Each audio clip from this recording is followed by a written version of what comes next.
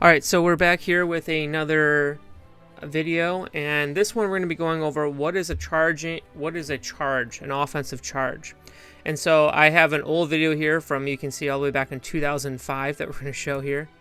And this is one of my favorite videos because this happens a lot. Someone's about to get grabbed and they just decide that they're going to kind of try to hurdle someone, and they basically end up kneeing the person in the chest.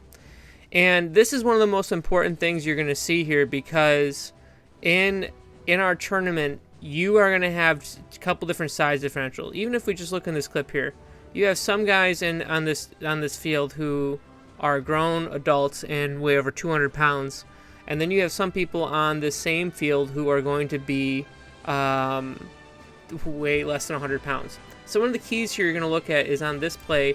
One of the things I like to show here, and even though it's an old clip, is you can see that instead of trying to go around him, you can see this person's planted. They're in a good position. And some people get hung up on whether or not their feet have to be planted. I say if the defense is planted, meaning they're relatively in shape, they're in place, they can shuffle their feet a little bit. This is not exactly like a basketball pick per se, or basketball charge, but he's kind of in position. The defense has established position. It is on the ball carrier to go around. And you're going to see right here, the defense is in position and the ball carrier does not. Instead, he launches himself into it. And just as you can see here, is going to really crush this guy. And one thing to remember is the defensive player here, he is basically, he has no recourse. He's kind of defenseless. So when they throw this ball over to him, and they're coming into the receivers coming in to try to make the defensive player's trying to make a play on the receiver.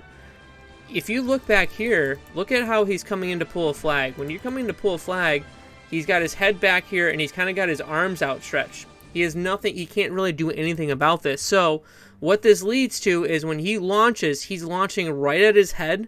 And, you know, again, he's basically going to hit him with an elbow to the head here.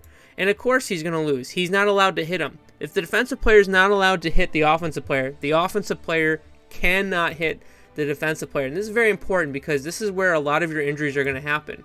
So again, just to kind of watch that in full speed, what that looks like here, we'll back this up. This is a very important play because they're going to come in and they're going to, fortunately on this play, no one's hurt, but that leads to a lot of collisions. Contrast that with, say, on this play here, where you have someone running full speed. And I know it's kind of hard to tell here. I'll show some different videos here on this. But there's a bunch of people in the way. Number 27 has nowhere to go. They are stuck. They can't go outside. They're stuck. They have to. There's no room here. So what happens? They end up stepping out of bounds. And that's the correct play. You step out of bounds or you kind of slide out of bounds. That's what we want to see happen, not lowering the shoulder. Again, here's another way of avoiding contact. You're going to see they're going to pitch it out to their receiver, and he just steps out of bounds. And again, part of the problem is a lot of players don't like to do this. You can see that the outside guy kind of is going to get there right on the sideline. He's going to hit him, so he, naturally steps out of bounds. Well, let's contrast that here with this play here, where on right here you're going to see if we watch this one in full speed here, you're going to see that the QB just slams into the player. Now, fortunately, no one's hurt on this play, but this is the type of play we don't want. I know his flag's pulled, but he's just going to keep running, and he's just going to try to slam into the player. He doesn't care if he hits him. He doesn't, whatever. Now, imagine if on this play, instead of hitting the taller player here, he hits the smaller guy. Well, fortunately, he hits the bigger guy and not the smaller guy. But if he hits that smaller guy, this could be really dangerous. And this is important to understand, and I'm going to really show this on this next play here. Actually, this is going to be an example of a good play. You're going to see there's a QB taking off. There's a guy, if you look right here, he's set on the end. There's no way he's going to get past him, so QB just steps out of bounds, and that's a nice play. That's what you want to see. We're going to contrast that with this play here. Again, I want you to notice this. This is a fourth down. If we pass this a little bit, you can see this is fourth down here. And I have noticed that just like in the previous clip that we showed this right over here, this is I believe they're trying to score a touchdown.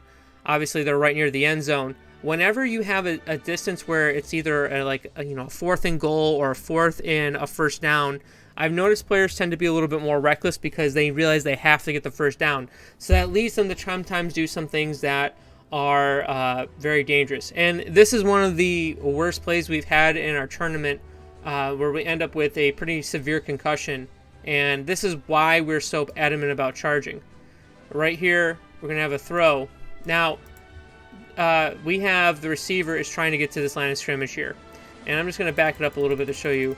There's three guys. He's got a guy coming here, a guy here, and a guy coming up the middle. It's going to be very hard for him to get this first down. So, realizing that, instead of trying to make a move, which he probably won't get the first down, what does he do? He's going to lower his shoulder and just hit the guy. So, I'm going to back it up a little bit, and we'll watch this kind of full speed here. He's just going to come in, and you can see that this is just a kind of a very vicious collision. Again, no one's wearing pads here. Bigger guy on a bigger guy, and you can see right away this guy is not in a good spot and doesn't know kind of where he is and whatnot. And one of the keys here is, again, I want you to notice how defenseless the defender is. He's coming in, he's bracing, he has his arms outstretched, and look where your head is. Your head's in a vulnerable position. If this was tackle football, he would be lowering his shoulder to kind of hit down low and be actually in a much safer spot. But because this is flag, what happens is they end up colliding heads here. And he hits the crown of his head like right on his nose there. And this leads to just a nasty little collision. And immediately, this guy here is in big trouble. He ends up, having an after action on this report here. He doesn't remember the tournament that he was in. He probably should. I think he tries to come back in the game and then ends up getting hurt worse. And that's something we want to avoid. We want everyone in church on Sunday. We don't want people to getting hurt. You know, people got to go to work and stuff. We want people to be able to go to school. And so the reason why I'm so coming across harsh on this play is this is often argued, and you'll see right here on this play that there's a plethora of reactions from the players around. You'll see some of the players in blue here, they start to put their hands up in the air. You can see one guy puts his hand over his mouth. And then you see the orange team they're celebrating, they're trying to sell the call that this is a first down. And what is you can see the reactions here as we kind of go through them. This type of play also gets the blood boiling on both sides.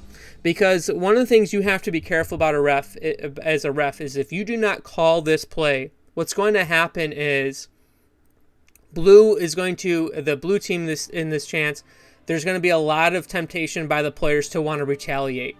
And so what that leads to then is you're going to lead to more injuries and more bad blood. And you say, well, this is a Christian tournament. Yes, well, Christians make mistakes. And as a ref, you want to encourage them to not fall into that category. Now, this could be an honest mistake. Maybe he didn't realize how close he was, and sometimes that happens. I don't want to just vilify number 81 here, but it's important because the guy he hits weighs is right here. If you look at number 3, he is actually kind of a bigger guy. He weighs like 180, 185. Imagine if that's a kid that weighs 120. I don't want to imagine where that can be. And so, obviously, listen, this is football. There is going to be some collisions. There are going to be some bumps and bruises. But we want to kind of limit them because this is, again, what are we trying to do? We're not trying to send kids to states. We're trying to keep them, we just give them a nice little outlet and have sports have its niche. And this is kind of an important thing to realize, again. And you can see the reaction of the field, and that's what you want. Now, I want you to contrast that with this play here.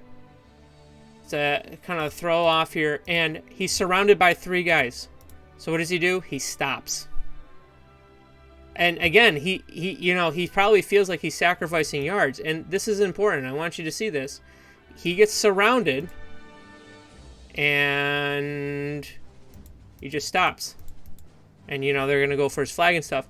And that's an important thing to realize is sometimes the defense just has you in position. You're not making any more yards. And at that point, it's just, all right, hey, let's give it up. And a lot of times you'll see the ref will just blow the play dead. One other thing I want to go over real quick is right on this play. This is not a charge. One thing I am more gracious on as a referee would be on a turnaround play.